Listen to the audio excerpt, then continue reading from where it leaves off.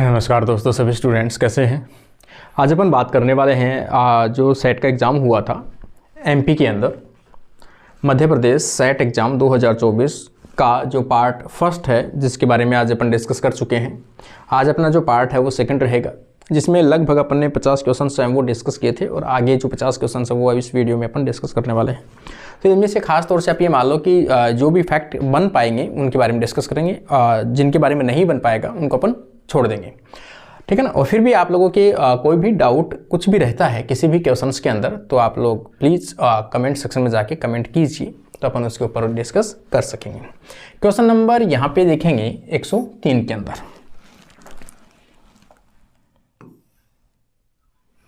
देखो, imaging specimen that are too big to imaged using other microscope based imaging method, example vertebrate embryos can be achieved by। कोई भी एक बड़ी चीज़ है जिसकी आप स्ट्रक्चर देखना चाहते हो, ऐसे नमूनों की इमेजिंग करना जो अन्य माइक्रोस्कोप आधारित इमेजिंग विधियों का उपयोग करके इमेज किए जाने वाले बहुत बड़े हैं, जैसे कशेरुके के भ्रूण एम्ब्रियो को स्टडी कौन से किया जा सकता है। तो मोस्टली जो राइट आंसर अपन कह सकते हैं ऑप्टिकल प्रोजेक्शन टोपोग्राफी। ये जो इसका बी आंसर है वो मैक्सिमम चांसेस में इसके सही लग रहे हैं। फिर भी आप लोगों को कोई डाउट लगता है तो ज़रूर आप लोग कमेंट कर सकते हैं।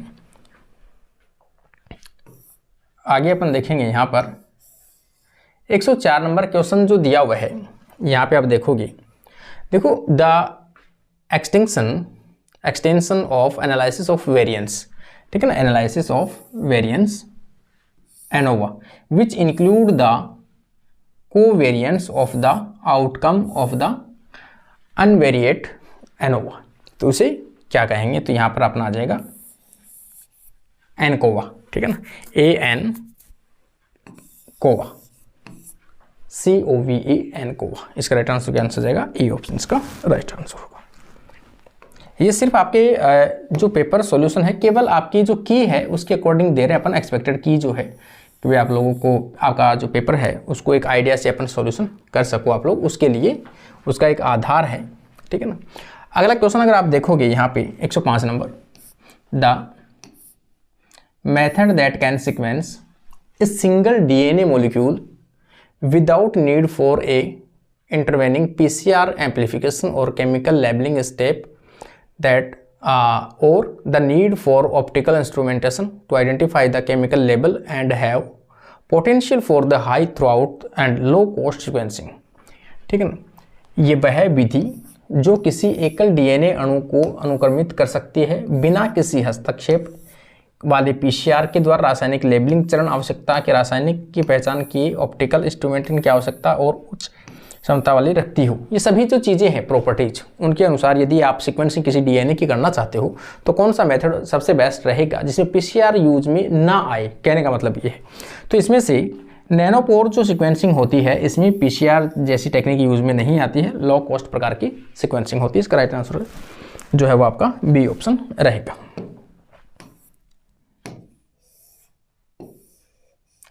यहाँ पे देखेंगे 106 नंबर के अंदर, the pure polyclonal antibodies can be produced in rats and mice। Rate और माइस के अंदर पॉलीक्लोनल एंटीबॉडी जो है वो प्योर रूप से कहाँ से प्राप्त कर सकते हो आप, तो एसिटिक फ्लूइड, जिसे अपन कह सकते हैं यहाँ पर जलोदर द्रव्य, इससे आप प्राप्त कर सकोगे। राइट आंसर आ जाएगा डी ऑप्शन। अगला क्वेश्चन पे चलते हैं अपन 107 नंबर। देखो इसमें दिया है immunosorbent electron microscopy ISEM is a diagnostic technique for visualizing virus particle. ये टेक्निक जो है वो किस लिए यूज में आती है, वायरस के कणों को देखने के लिए, by using the virus specific antibodies conjugated with. तो उनकी जो विशेष एंटीबॉडी जो है इन वायरस के अगेंस्ट जो है उनको किसके पार्टिकल के ऊपर चिपकाया जाता है, कोटेड किया जाता है। तो जो गोल्ड के पार्टिकल होते हैं उनके ऊपर इन एंटीबॉडीज़ को क्या दिया जाता है, चिपका के दिया जाता है, जिसके कारण से जहाँ भी वायरस की एंटीजन होगी या वायरस होगा उसको क्या करेगा, डिटेक्ट करेगा। उसके आधार पर अपन माइक्रोस्कोप में डिटेक्ट किया जाएगा। तो इसका राइट आंसर कौन सा जाएगा, गोल्डन पार्टिकल्स आर यूज्ड।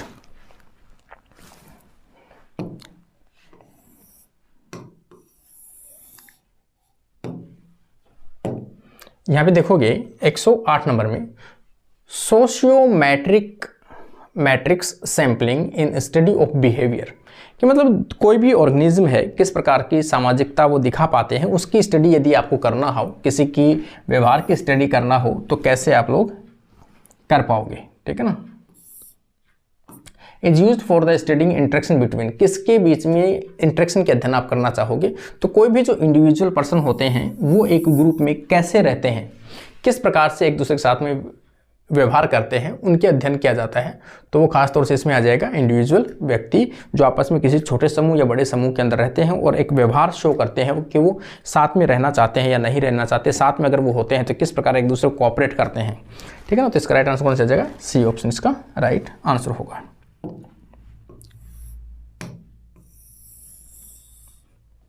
अगला क्वेश्चन अगर आप देखोगे यहाँ पे 109 में, मैग्नेटिक रेजोनेंस इमेजिंग एमआरआई आप करना चाहते हो। अपन सभी जानते हैं एमआरआई जो है अपनी बॉडी की स्कैनिंग करवाई जाती है अपनी, और ख़ास तौर से आपके जो बॉडी के अंदर वाटर है, वाटर के अंदर जो प्रोटॉन्स होते हैं, उन प्रोटॉन्स की स्टडी के आधार पे जहाँ भी लिक्विड होता है आपकी बॉडी के अंदर, तो इसका मतलब अपन कह सकते हैं बॉडी के अंदर 70% क्या होता है, पानी होता है।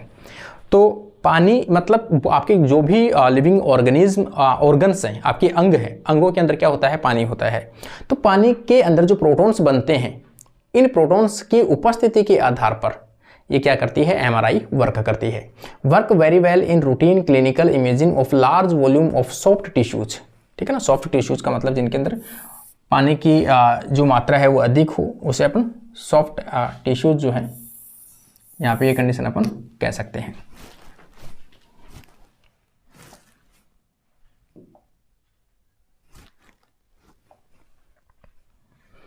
ठीक है, तो यहाँ पे आ गया soft tissues because abundance of, उनमें सबसे अधिक मात्रा में क्या पाया जाता है, मैंने कहा अभी आपको प्रोटॉन्स की स्टडी अपन मोस्टली ज़्यादा करते हैं। तो जो एमआरआई है वो किसके अध्ययन करता है, प्रोटॉन्स। प्रोटॉन्स का मतलब आपका वाटर, वाटर के अंदर से क्या निकलते हैं, यहाँ पर प्रोटॉन्स निकलते हैं। तो प्रोटॉन्स की जो कंसंट्रेशन होती है उनके आधार पर अपन क्या कर पाते हैं, किसी भी ऑर्गन की आप इमेज डेवलप कर पाते हो। क्वेश्चन नंबर 110 में देखोगे, in radioactive decay a neutron is converted to protons. जब कोई भी रेडियो एक्टिव कंपोनेंट है उसका डिग्रेडेशन होता है, डीके होता है, तो यहाँ पे उसमें जो न्यूट्रॉन है वो कन्वर्ट होते हैं proton by the ejection of. तो क्या निकलता है, ठीक है ना, जब न्यूट्रॉन्स हैं वो प्रोटॉन्स में कन्वर्ट होते हैं तो उस टाइम पे क्या निकाल कर वो प्रोटॉन्स में कन्वर्ट होते हैं, तो मोस्टली पॉजिट्रॉन्स। पॉजिट्रॉन्स को ये त्यागते हैं और ये किस में कन्वर्ट हो जाते हैं, प्रोटॉन्स के अंदर कन्वर्ट होते हैं। तो इसका राइट आंसर कौन सा आ जाएगा, पॉजिट्रॉन या पॉजिट्रॉन। राइट आंसर आएगा ए ऑप्शन।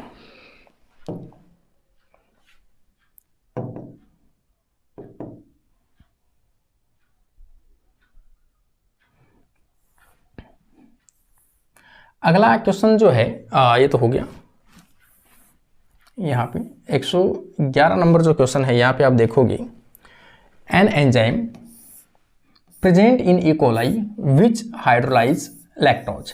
देखो ई कोलाई में लैक्टोज का लैक ऑपेरॉन मॉडल आप लोगों ने सभी ने पढ़ा होगा। लैक ऑपेरॉन के अंदर जो जेड जीन होता है, जेड जीन जो होता है वो एक एंजाइम रिलीज करता है जिसे अपन क्या कहते हैं, बीटा गैलेक्टोसाइडेज, जो क्या करता है, लैक्टोज को ग्लूकोज प्लस गैलेक्टोज के अंदर कन्वर्ट करता है। तो राइट आंसर क्या जाएगा, बी ऑप्शन इसका बेस्ट आंसर होगा। तो बीटा गैलेक्टोसाइडेज जो है वो लैक ऑपेरॉन का एक बेस्ट जीन है, स्ट्रक्चरल जीन का पार्ट होता है, जो से अपन जेड जीन कहते हैं, और जेड जीन क्या बनाता है, बीटा गैलेक्टोसाइडेज। बीटा गैलेक्टोसाइडेज जो है वो किसको प्रोटेक्ट करता है, लैक्टोज। लैक्टोज इनका जो ई कोलाई है इनका न्यूट्रिशन का पार्ट होता है, और ये ब्रेक डाउन करता है ग्लूकोज और गैलेक्टोज, जो वापस इनको न्यूट्रिशन देने के लिए काम आते हैं।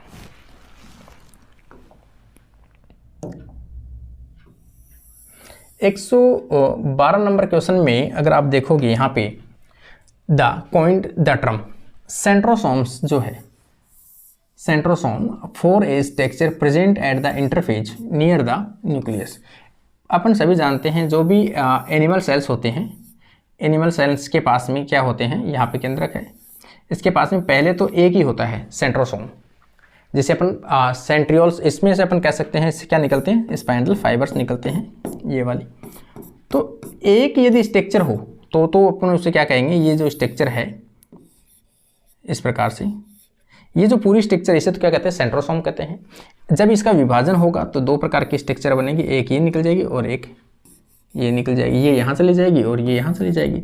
इनसे क्या निकलेंगे, स्पेंडर फाइबर्स निकलेंगे, ठीक है ना, तरकू तंतु निकलेंगे जो क्रोमोसोम्स को उनके विपरीत पोल की ओर लेके जाता है। तो यहाँ पर पूछा है कि ये जो सेंट्रोसोम जो टर्म है केवल जंतु कोशिकाओं का एक विशेष लक्षण है, किसने दिया था, तो यहाँ पर जो है टी बोवेरी ने दिया था।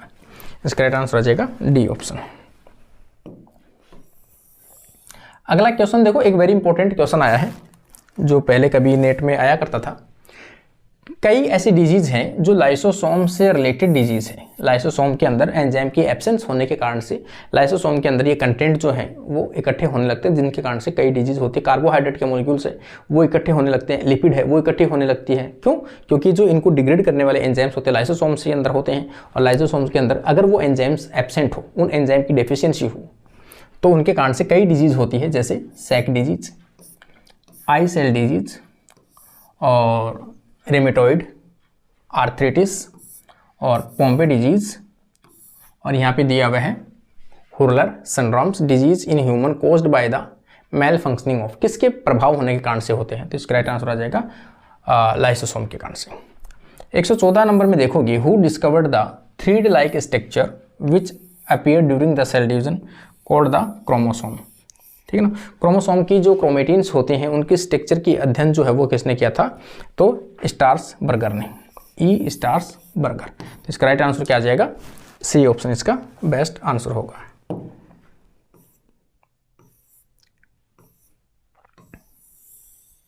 यहां पे देखोगे आप क्वेश्चन नंबर अगर आप देखोगे 115, acid is a proton donor, ठीक है ना। एसिड का मतलब सीधा से बात है प्रोटोन डोनर होता है, and base is a proton acceptor, ये भी ठीक है।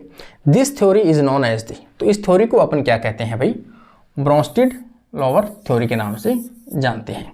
क्या कहते हैं इसे, ब्रोंस्टेड लॉवरी थ्योरी के नाम से जानते हैं। इसका राइट आंसर जो है वो बी ऑप्शन होगा।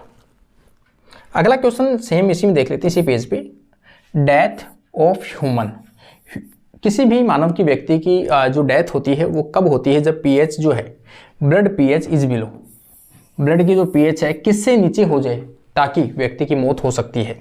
किसी व्यक्ति की मृत्यु हो जाती है जब उसके रुधिर का पीएच कितने से कम होता है, 7 से कम होता है, या फिर अपन देखें तो 6.8 से नीचे आ जाएगी तो उस व्यक्ति की डेथ संभव है। तो यहाँ पे 7 से ऊपर देखो, नॉर्मल जो ब्लड की पीएच है वो कितनी होती है, 7.4 तो होती है, ये तो नेचुरल है। इसका मतलब होनी तो 7 से ऊपर चाहिए। यदि 8 तक आ गई है, 7.4 है, कोई दिक्कत ही नहीं है, 7.2 है, यहाँ भी कोई दिक्कत नहीं है। लेकिन यहाँ पूछा क्या है, बिलो, कितने से कम आने पर, तो 7 से कम आने पर डेथ हो सकती है, या फिर इसकी जगह पर अगर 6.8 भी होता तो भी चलता। अधिक कितनी हो, 8 से ऊपर नहीं होनी चाहिए। ये भी ऊपर की रेंज है और ये नीचे की रेंज है, बीच की रेंज में अलाउ करता है। इसका मतलब इससे नीचे अगर पीएच होगी तो व्यक्ति की डेथ हो सकती है।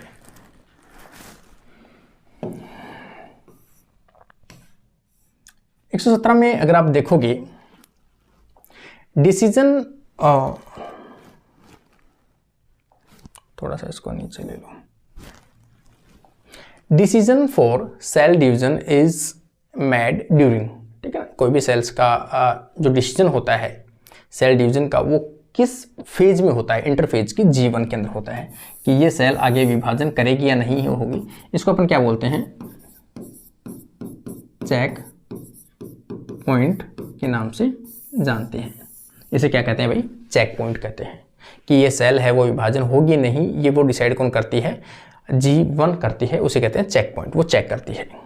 118 में, विच of the following is not a part of Britain Davidson model for regulating of the gene expression, के अंदर कौन सा पार्ट है वो नहीं होता है।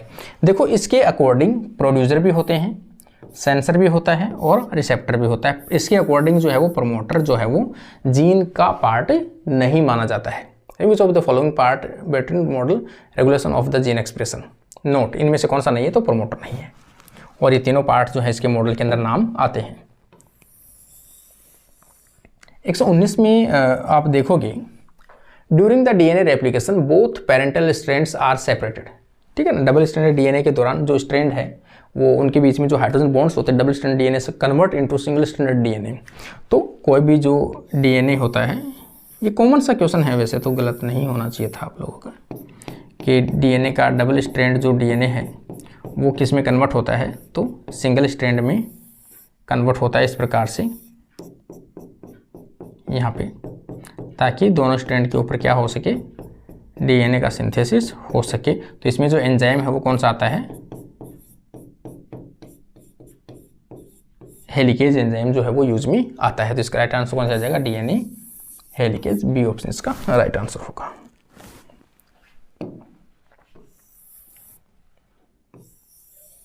यहाँ पे आप देखोगे, देखो एक एंजाइम है the enzyme glucose 6 phosphatase, glucose 6 phosphatase. इसका मतलब जो ग्लाइकोलाइसिस आप देखते हो कि ग्लूकोज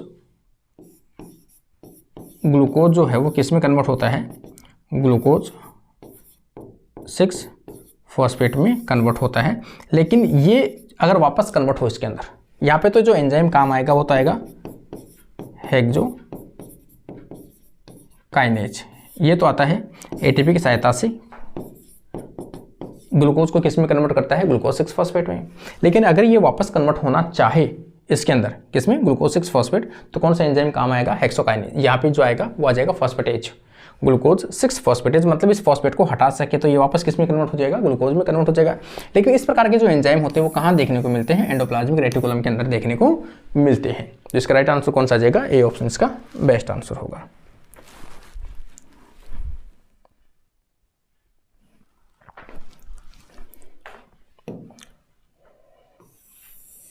देखो एक लाइसोसोम से रिलेटेड वैसे तो काफ़ी क्वेश्चंस इसमें पूछे गए हैं इस पेपर के अंदर, आप देखोगे आफ्टर ए फेगोसाइटोसिस। फेगोसाइटोसिस का मतलब क्या होता है कि कोई भी जो सेल होती है वो क्या करती है, किसी भी पार्ट को अंदर की तरफ ले लेती है। जैसे ये कोई पार्टिकल आया, उसको मेम्ब्रेन के द्वारा अंदर ले लिया, इसको यहाँ से वेसिकल जो है वो टूट के अलग हो जाएगी, जिसके अंदर बैक्टीरिया वायरस है, और ये किसके साथ जाके जुड़ जाएगी, लाइसोसोम के साथ। लाइसोसोम में क्या होते हैं, डिग्रेडेटिव एंजाइम्स होते हैं, हाइड्रोलाइटिक एंजाइम्स होते हैं, और उसके साथ में ये जाकर मिक्स हो जाएगी यहाँ पर, और एक ऐसी स्ट्रक्चर बन जाएगी जिसके अंदर हाइड्रोलाइटिक एंजाइम्स भी होंगे और पास में जो बाहर से आया पार्टिकल है वो भी होगा। तो ऐसी जो स्ट्रक्चर बनेगी, ठीक है ना, after the phagocytosis of the pathogen, आप इसने कोई भी रोग कारक को लिया है, द रिजल्टिंग फेगोसोम्स फ्यूज, फेगोसोम्स जो है ये भी बना है, ये वाला ये क्या है, फेगोसोम्स फ्यूज विद द लाइसोसोम, और ये किसके साथ जुड़ा है, लाइसोसोम के साथ जुड़ा है। द फॉर्म, इसे क्या बोलेंगे, फेगोलाइसोम बोलेंगे। तो इसे क्या बोलेंगे, फेगोलाइसोसोम के नाम से जाना जाता है। तो इसका राइट आंसर कौन सा आ जाएगा, बी ऑप्शन। क्योंकि पहले वाला जो वीडियो है वो तो अपन ने शाम को ही बना लिया था, लेकिन ये पार्ट जो है इसमें काफ़ी लेट हो गया, तो अभी लगभग 12 बजे के आसपास इसको बनाने की कोशिश कर रहा हूँ ताकि सुबह आप लोगों के लिए इस वीडियो को डाल सकूँ। आगे अपन देखेंगे, which of the following pathway is not activated by complementary system. Complementary system है, इम्यून सिस्टम के अंदर पाया जाता है। तो ये पूछा गया है कि इनमें से किससे ये एक्टिवेट नहीं होता है। अल्टरनेट पाथवे से तो एक्टिवेट होता है, क्लासिकल पाथवे से भी होता है, और लैक्टिन पाथवे से भी होता है। 3 प्रकार के पाथवे से एक्टिवेट होता है, लेकिन इससे नहीं होता है। तो इसका राइट आंसर आ जाएगा C, interferon pathway involving the binding of IFN alpha beta to JAK-I and TYRK-I receptors. तो ये पाथवे से एक्टिवेट नहीं होता है, कॉम्प्लीमेंट्री पाथवे। इसका राइट आंसर आ जाएगा सी ऑप्शन। अगला क्वेश्चन अगर आप देखोगे यहाँ पे, which of the following statement is not true, ठीक है, इनमें से कौन सा सही नहीं है, not true regarding the kappa particle and lambda light chain. ठीक है, जो एंटीबॉडी होती है, एंटीबॉडी के अंदर जो लाइट चेन होते हैं, लाइट चेन के अंदर कापा एंड पार्टिकल जो जीन होते हैं वो दोनों अलग अलग क्रोमोसोम के ऊपर उपस्थित होते हैं। एक होता है 2 नंबर गुणसूत्र के ऊपर कापा, और दूसरा होता है 22 नंबर पे।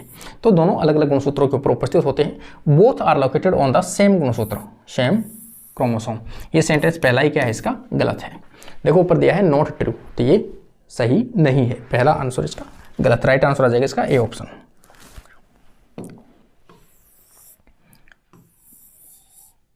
अगला क्वेश्चन अगर आप देखोगे यहाँ पे, retrovirus are capable to causing the cancer. Retrovirus जो होते हैं जैसे HIV है, जिनके अंदर जेनेटिक मटेरियल के रूप में RNA पाया जाता हो, उन्हें अपन क्या कहते हैं, रेट्रोवायरस कहते हैं। रेट्रोवायरस की एक कैपेसिटी होती है कि वो जो भी अपना जीनोम लेके आए हैं RNA, उस RNA को सबसे पहले अपनी कोशिकाओं में जाते ही क्या करते हैं, उसको DNA में कन्वर्ट करते हैं रिवर्स ट्रांसक्रिप्टेज एंजाइम की उपस्थिति में। और जो DNA इन्होंने बनाया है उस DNA को क्या करेंगे, अपनी जो कोशिका है उसकी कोशिका का जो जीनोम है उस जीनोम के अंदर क्या करते हैं, अपना DNA को प्रवेश करवा देंगे। लेकिन कई बार क्या होता है कि इनके जो जीन होते हैं, इनका जो जीनोम होता है, जो DNA बना है, उस DNA में क्या होते हैं, प्रोटो ऑन्कोजीन्स होते हैं। और वो प्रोटो ऑन्कोजीन्स क्या करते हैं, अपने अंदर ऑन्कोजीन्स में कन्वर्ट हो जाते हैं। ठीक है ना।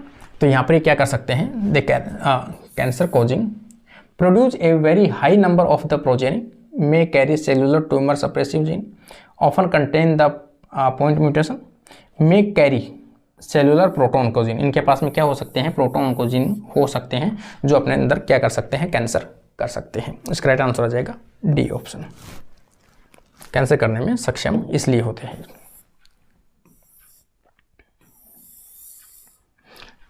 देखो अगला क्वेश्चन देखेंगे, Which of the following cancer causing virus contain RNA its genetic material? ऐसा कौन सा वायरस है जिनके अंदर जेनेटिक मटेरियल के रूप में जो RNA पाया जाता हो, जेनेटिक मटेरियल के रूप में क्या पाया जाता हो, RNA पाया जाता हो। और ये कैसे हैं, कैंसर कॉजिंग वायरस कंटेन और कैंसर कॉज करने वाले वायरस हैं। ठीक है ना, किस में पाया जाता है। तो यहाँ पे आप देखोगे human T cell leukemia virus जो होता है, ल्यूकोसाइट्स भी कह सकते हैं, तो इसके अंदर क्या होता है, RNA जो है वो जेनेटिक मटेरियल पाया जाता है, RNA। इसका राइट आंसर आ जाएगा सी ऑप्शन। अगला क्वेश्चन अगर आप देखोगे 126 के अंदर, विच of the following technique resulting is targeted the gene alteration. कोई भी एक जीन को चेंज करना हो स्ट्रक्चर में by the knockout, knock in, precise editing and controlling expression. ये सभी जो टेक्निक है वो अगर आप चाहते हो करना जीन के अंदर चेंज करने के लिए, तो कौन सी टेक्निक होती है, तो इसे बोलते हैं CRSPR, कैस टेक्निक या कैस टेक्निक। इसका राइट आंसर कौन सा जाएगा, बी ऑप्शन इसका बेस्ट आंसर होगा। अगला अगर अपन देखेंगे यहाँ पे, देखो ये क्वेश्चन भी एक कॉमन क्वेश्चन है कि वायरस फ्री प्लांट बनाने के लिए प्लांट का कौन सा पार्ट जो है वो आप यूज में लोगे प्लांट टिश्यू कल्चर के द्वारा। तो सिंपल सा है, एपिकल मेरिस्टेम जो होता है, इसी के जगह पर अगर आपको एपिकल सूट टिप या एपिकल टिप, इनमें से कोई भी आंसर आएगा तो वायरस फ्री प्लांट बनाने के लिए रेस्पॉन्सिबल होते हैं। एपिकल टिप मेरिस्टेम को कल्चर करके आप वायरस फ्री प्लांट बना सकते हैं। तो ये कॉमन क्वेश्चन है, सभी से हमेशा से पूछा जाता है। इसमें 128 नंबर में अगर आप देखोगे, the clinician want to determine the global gene expression. एक साथ में बहुत सारी प्रोटीन्स है, उनमें से कितनी प्रोटीन्स एक्सप्रेस हो रही है या नहीं हो रही है, तो कौन से जीन से एक साथ एक्सप्रेस हो रहे हैं। जीन की एक्सप्रेशन को प्रोफाइलिंग करना हो आपको किसी प्रोटीन को चेक करने के लिए, तो उसके लिए क्या यूज में लेंगे आप, DNA माइक्रो एरे जो है वो सबसे बेस्ट आंसर होता है। तो जीन की एक्सप्रेसिविटी को चेक करने के लिए एक साथ में ब्रॉड लेवल के ऊपर तो DNA माइक्रो जो चिप है, DNA माइक्रो चिप कह सकते हो, DNA माइक्रो एरे कह सकते हो, विल बी यूज्ड। इसका राइट आंसर आ जाएगा C option.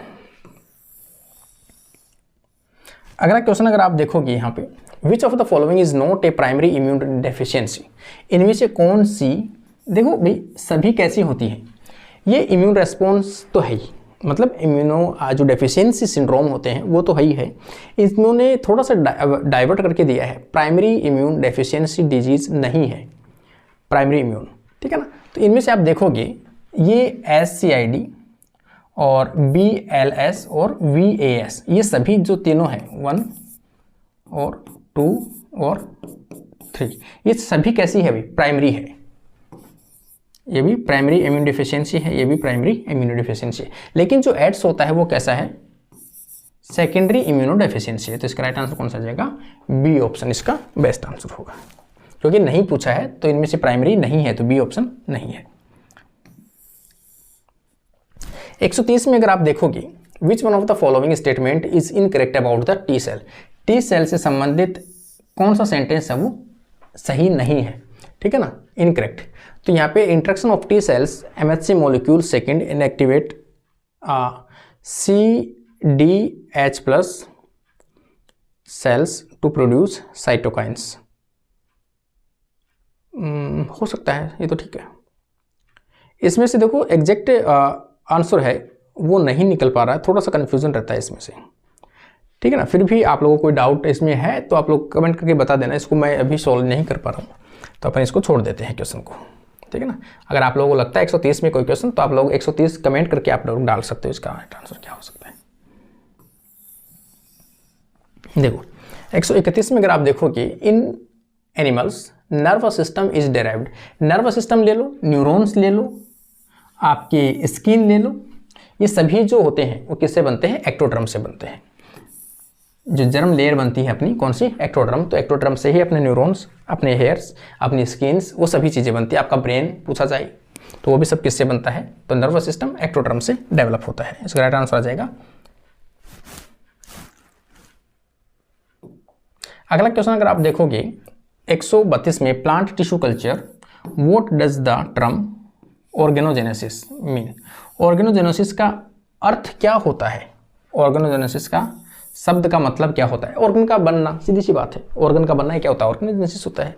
Formation of cellular sub, formation of the root and the shoot from the callus, ठीक है ना। शूट, रूट और जो शूट होता है वो दोनों क्या है, अंग है।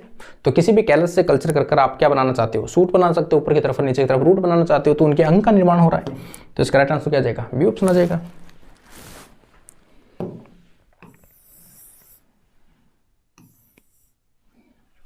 अगला क्वेश्चन अगर आप देखोगे रोटेशनल क्लीवेज, ये वेरी इंपॉर्टेंट, अभी पहले भी ये क्वेश्चन आ चुका आरपीएससी में। Is a unique and different from other animals in, किस में पाया जाता है, तो मेमल्स में पाया जाता है। मेमल्स के साथ में कभी पूछा जाए तो किस में हो सकता है ये,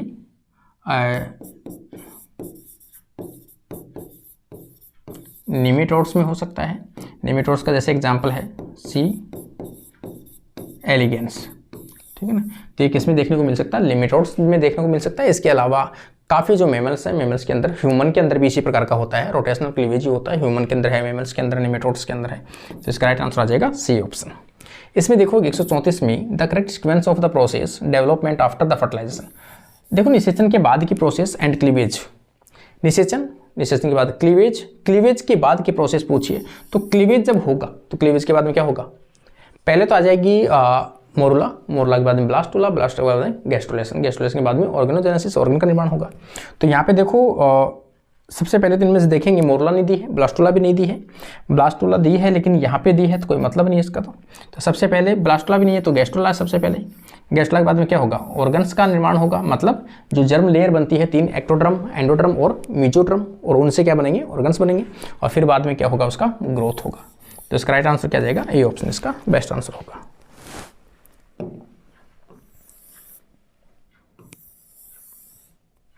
एक 135 नंबर में अगर आप देखोगे यहाँ पे देखो, the portion of the Drosophila body which will produce the wings, Drosophila की बॉडी का वह भाग जिसके द्वारा पंख जुड़े रहते हैं या पंख निकलते हैं, तो थोरेक्स भाग से निकलते हैं भाई, किससे निकलते हैं, थोरेक्स भाग के। तो इसका राइट आंसर आ जाएगा डी ऑप्शन। 137 में the production of the several affect by a one gene, किसी भी एक जीन के द्वारा एक से अधिक प्रभाव दिखाए जाते हो तो उसे क्या कहते हैं, प्लियोट्रोपी कहते हैं भाई। ये कॉमन क्वेश्चन काफी बार रिपीट हो चुका है, उसे क्या कहते हैं, प्लियोट्रोपी कहा जाता है। इसका राइट आंसर आ जाएगा B option.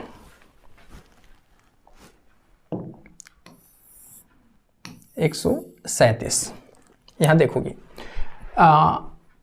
Neural crest cells taking the dorsolateral route will become, लेकिन यहाँ पे पूछेगा डोर्सोलेटरल मार्ग अपनाने वाली तंत्रिका शिखा कोशिकाएं बन जाएगी, ठीक है ना। तो क्या बन जाएगी, ये लास्ट में किस में कन्वर्ट होती है, तो ये कन्वर्ट होती है मेलेनोसाइट्स। इसका राइट आंसर आ जाएगा मेलेनोसाइट्स में कन्वर्ट होती है। अगला क्वेश्चन अगर आप देखोगे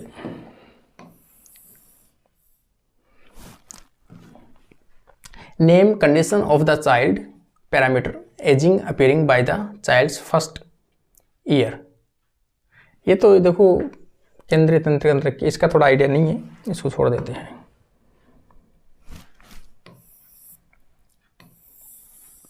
देखो 139 के अंदर, देख से 139 के अंदर change in the time rate of development, ठीक है ना, टाइम और रेट डेवलपमेंट के दौरान for character already present in their ancestor is called, कि टाइम से पहले जो आपके पूर्वजों के अंदर जो कैरेक्टर हैं उनकी स्टडी यदि आप करना चाहते हो, ठीक है ना, उनके अंदर चेंज हो रहा है, तो उसे अपन क्या कहेंगे, हेट्रोक्रोनी के नाम से जाना जाता है। हेट्रोक्रोनी इसका डी आंसर इसका बेस्ट आंसर होगा।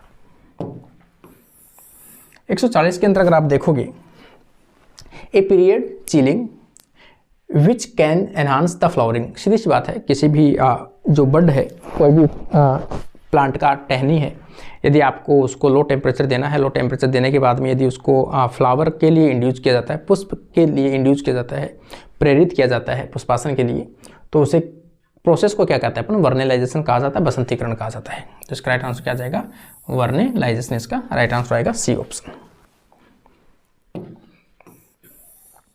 141 के अंदर अगर आप देखोगे यहाँ पे, विच one of the following vitamins is a water soluble, water soluble जो होती है बी और सी होती है, तो इसमें कौन सा है, बी, ये आ गया बी और सी। तो राइट आंसर यहाँ पे क्या है, केवल एक दिया है बी, तो इसका राइट आंसर आ जाएगा डी ऑप्शन।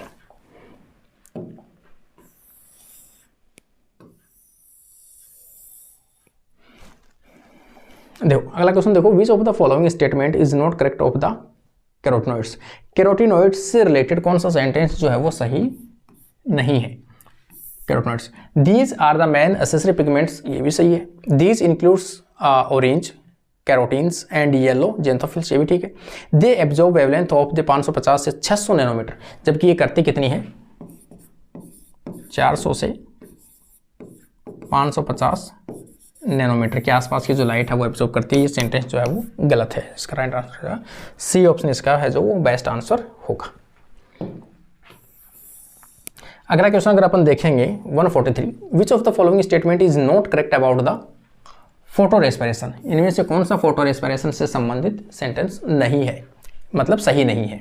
देखो इसे C2 साइकिल कहते हैं, ठीक है। ग्लाइसिन इज कन्वर्ट इनटू सीरिन, देखो ये जो सेंटेंस है वो गलत है, क्योंकि सबसे पहले ऊपर की तरफ अपन जो है स्ट्रक्चर हमेशा किसकी बनाते हैं, क्लोरोप्लास्ट, क्लोरोप्लास्ट से प्रोग्जिसोम, प्रोग्जिसोम से लास्ट में बनाते हैं अपन माइटोकॉन्ड्रिया।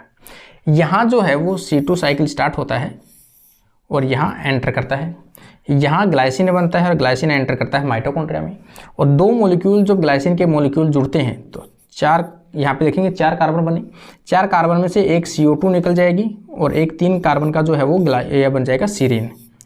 तो ये सीरीन और ग्लाइसिन से सीरीन जो बना है वो किसमें बना है, माइटोकॉन्ड्रिया में। जबकि यहाँ पे इसमें क्या बोला है, glycine is convert into serine, chloroplast, chloroplast में नहीं बनता है, माइटोकॉन्ड्रिया में बनता है। तो इसका ये आंसर सही है, क्योंकि ये गलत है सेंटेंस, बी ऑप्शन। अगला क्वेश्चन अगर आप देखोगे, देखो इथाइल अल्कोहल, इथाइल अल्कोहल हो, इथेनॉल हो, जो बनता है वो एनएरोबिक रेस्पिरेशन से बनता है, मतलब अवायवीय श्वसन से बनता है। तो अवायवीय श्वसन जो होता है उसके अंदर जो C6H12O6 जो होता है वो कन्वर्ट होता है C2H5OH, इसमें कन्वर्ट होता है, इसका मतलब इथेनॉल के अंदर कन्वर्ट होता है। ये जो प्रोसेस है इसे अपन क्या कहते हैं,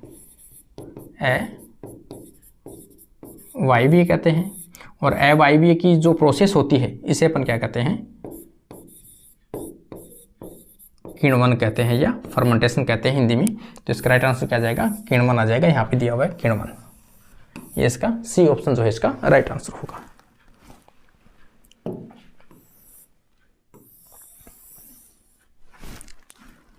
देखो ऑर्गेनिक एसिड, ये क्वेश्चन तो अपन पहले भी डिस्कस कर चुके हैं। ये क्वेश्चन पहले कल परसों ही मैंने आपको ये टॉपिक पढ़ाया है, रेस्पिरेटरी क्वेश्चन, और मैंने कहा भी था कि रेस्पिरेटरी क्वेश्चन जो है वो आपको हमेशा मिलता है, या श्वसन गुणांक का जो क्वेश्चन है वो हमेशा मिलता है। और मैंने इसको विशेष जोर दे के बताया था आपको, ऑर्गेनिक एसिड। जिस व्यक्ति ने इस टॉपिक को देखा होगा, 20 मिनट का टॉपिक था, जिसमें से हमेशा हर एग्जाम में आपको क्वेश्चन मिलता है। और इसमें देखो सीधा दिया हुआ ऑर्गेनिक एसिड, मैंने साफ साफ बताया था ऑर्गेनिक एसिड का जो RQ वैल्यू है वो 1 से अधिक होता है, मैंने बताया था मेलिक एसिड का 1.33 होता है, ऑक्जेलो एसिड के एसिड का जो है ऑक्जेलो एसिटिक एसिड का है लगभग 4 के आसपास होता है। ये पहले से अपन फिक्स बताया था मैंने आपको। तो यहाँ पे ऑर्गेनिक एसिड का पूछा है तो मोर देन 1, एक से अधिक होगा, तो इसका राइट आंसर क्या आ जाएगा सी ऑप्शन। अगर ये 0 पूछा है तो किसका है कैम पाथवे। कैम पाथवे जिन प्लांट में चलता है उनका क्या होता है 0 होता है। 1 किसका होता है कार्बोहाइड्रेट का होता है। लेस देन 1 किसका होता है प्रोटीन प्लस लिपिड, प्रोटीन का भी और लिपिड का भी। तो लिपिड का जो होता है 0.7 होता है और इसका 0.9 होता है। तो इसके राइट आंसर पहले से है फिक्स है, जो मैंने आपको लास्ट वीडियो बताए हैं। क्योंकि जो इंपॉर्टेंट वीडियो बनता है वही मैं आप लोगों के लिए डेली एक ना एक वीडियो या कहीं ना कहीं अपन लेके जरूर आते हैं, ताकि आप लोगों के क्वेश्चन सॉल्व होते रहे। Which of the following is primary precursor ethylene. ये जो है इथाइल है ना, इथाइलिन अपन प्लांट हार्मोन कह सकते हैं, गैसियस प्लांट हार्मोन कह सकते हैं। इसका जो निकलता है ये CH2 जो है ये कहाँ से निकलता है, जो मेथियोनिन एमिनो एसिड होता है उसकी जो साइड चेन होती है उससे निकलता है। तो इसमें दिया हुआ है मेथियोनिन, कहाँ से बनता भी मेथियोनिन से बनता है। इसका राइट आंसर क्या जाएगा डी ऑप्शन आ जाएगा। यहाँ पे 47 नंबर में देखोगे आप 147 में विच of the following pair is not correctly matched. इनमें से कौन सा सही नहीं है। एपिकल डोमिनेंसी ऑक्सिन का लक्षण है, ठीक है ना, और बोल्टिंग साइटोकाइनिन की बजाय किसका है जिब्रेलिन का भी। ये किसका लक्षण है जिब्रेलिन का है कि कभी भी किसी भी जो बोना प्लांट है जैसे पत्ता गोभी जो है उसके ऊपर यदि स्टेम के ऊपर आप जिब्रेलिन का ट्रीटमेंट दिया जाता है तो उसके अंदर जो इंटरनोड है इसमें इंटरनोड ना के बराबर होते हैं, तो इंटरनोड की साइज क्या होगी बढ़ जाएगी, तो उससे क्या होगा बोल्टिंग। तो ये जो करेक्टर है वो किसका जिब्रेलिन का है, ना कि साइटोकाइनिन का। फ्रूट रिपेनिंग इथाइलिन का ठीक है, ये तो डिले सेंसेन साइटोकाइन ये भी ठीक है। तो राइट आंसर कौन सा है बी ऑप्शन, जो गलत है।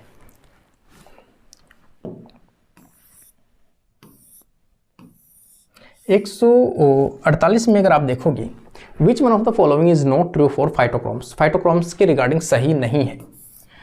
It exist in 2 form, phytochrome red and phytochrome far red, ये तो ठीक है।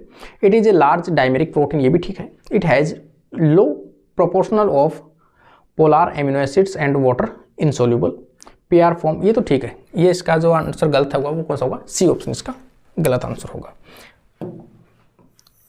अगला क्वेश्चन अगर आप देखोगे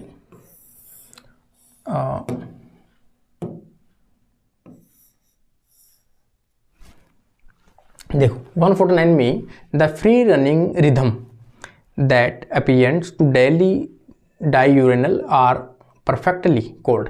अपनी लाइफ दिनचर्या के अंदर जो चलने वाली परिस्थिति होती है उनके अंदर सामान्य जो रिदम होती है वो कौन से होते हैं सर्केडियन रिदम होती है। अपनी डेली जो रूटीन होता है उसको कौन मेंटेन करती है अपनी बॉडी के सर्केडियन रिदम, जो बायोलॉजिकल क्लॉक जिसे अपन कहते हैं वो मेंटेन करती है, उसी को क्या कहते हैं अपन सर्केडियन रिदम कहते हैं। डेली की रूटीन को जो मेंटेन करती है, जिसके लिए खासतौर से आपकी जो पीनियल ग्लैंड वगैरह है वो इसके लिए जिम्मेदार या रेस्पॉन्सिबल होती है। इस प्रकार से आज का अपना जो लास्ट क्वेश्चन है which one of the following statement is not correct for terpenes. Terpenes जो होती है लिपिड डेराइवेटिव कंपोनेंट होते हैं, क्या होते हैं लिपिड डेराइवेटिव, और इनका जो निर्माण होता है 5 कार्बन का आइसोट्रपिन या आइसोप्रीन। किन से होता है आइसोप्रीन जो है 5 कार्बन का मॉलिक्यूल होता है, वहां से इनका जो सिंथेसिस है वो स्टार्ट होता है। जबकि इसमें क्या क्या दिया है ऑप्शन में, they have defective role in many group of plants, ये तो ठीक है, सुरक्षा करने में काम आती है। और ट्रिपिन्स आर बायोसिंथेसिस फ्रॉम ट्रिप्टोफेंस, ट्रिप्टोफेंस से कभी भी इनका सिंथेसिस नहीं होता है। तो इसका राइट आंसर क्या जाएगा बी ऑप्शन। इन्होंने पूछा क्या है इज नॉट करेक्ट, इनमें से सही नहीं है, तो भाई बी ऑप्शन इसका सही नहीं है। इस प्रकार से जो आपके 100 क्वेश्चन है जो MP सेट के अंदर पूछे गए हैं पूरे अपने सॉल्व करा दिए हैं। 1-2 क्वेश्चन कोई बचा होगा जो भी डाउट है तो हो सकता है उनका भी कभी सोल्यूशन डाल दें। और अगर आप लोगों को क्वेश्चन आते हैं उनमें से तो प्लीज़ ज़रूर आप लोग कमेंट सेक्शन में जाके आप लोग कमेंट करिए। और भी फिर भी कोई भी क्वेश्चन जो अपने करवाए हैं इनमें से भी अगर आपको डाउट है तो भी मोस्ट वेलकम, आप लोग अपना जो कमेंट है वो ज़रूर डालिए। और आप लोग का पेपर अच्छा हुआ होगा क्योंकि पेपर का लेवल ठीक था कुछ क्वेश्चंस हार्ड भी थे, लेकिन एक मॉडरेट टाइप का जो लेवल है वो रहा है। काफ़ी अच्छा पेपर है। और एक स्टूडेंट ने भेजा था मुझे सॉल्यूशन करने के लिए, उसका भी धन्यवाद कि उसने पेपर भेजा कि सर इसको सॉल्यूशन करके डालिए आप, और मैंने सॉल्यूशन करके उसके कहने पे ऊपर डाला है। तो आज के लिए अपनी क्लास यहीं कंप्लीट होती है। Thank you guys.